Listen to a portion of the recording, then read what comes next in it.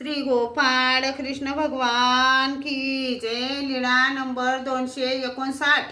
रामदेव व भट्टोबासांची भेट। रामदेव व भट्टोबास कामखेड्याला गेलेले होते। तेथे भट्टोबासांनी पर्व काळानिमित्त एक कापड आपल्यासाठी विणून घेतले व त्यापेक्षा 2 दामाने अधिक किमतीचे वस्त्र रामदेवासाठी विणून घेतले।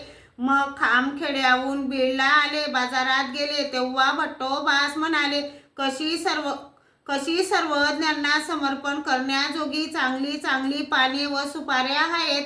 रामदेवाने म्हटले, हो नागदेवा, पण सर्वज्ञ सध्या कोठे राज्य करीत आहेत ते माहीत नाही। मग एके दिवशी एके ठिकाणी त्यांनी मुक्काम केला। सकाळीच घाटावर आले। भट्टोबास धोतर धुवत होते व रामदेव सकाळची प्रार्थना करीत होते। ते ऐकून सर्वज्ञांनी म्हटले, बाई, येथे महात्म्यांसारखी सकाळची प्रार्थना कोण करत आहे? बाईसाने सांगितले, महात्मे येथे कशाला येतील?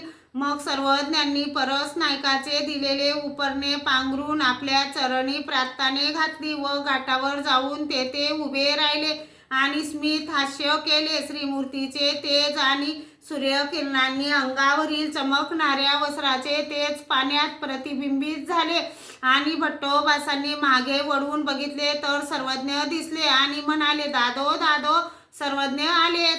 सर्वज्ञांनी 2 पायऱ्या खाली उतरून रामदेवाला श्रेमालिंगन दिले। नंतर भट्टोबासांनाही श्रेमालिंगन दिले। मग एक हात भट्टोबासांच्या पाठीवर घातला आणि आपण मुक्कामाची राहिलेल्या ठिकाणी गेले। तेथे दादोस भट्टोबासांना म्हणाले, तू काल जे म्हणत होता ते कर।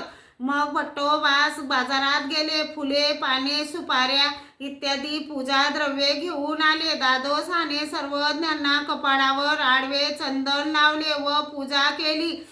नंतर सर्वज्ञांना विनंती केली, जी सर्वज्ञ कोठे राज्य करीत आहेत हे इतर भक्तांना माहीत नाही, तरी आपल्या ठाईस पर्व करण्यासाठी त्यांना बोलवून आणू। सर्वज्ञांनी सांगितले, जा बोलवा। श्री गोपाळ कृष्ण भगवान की जय।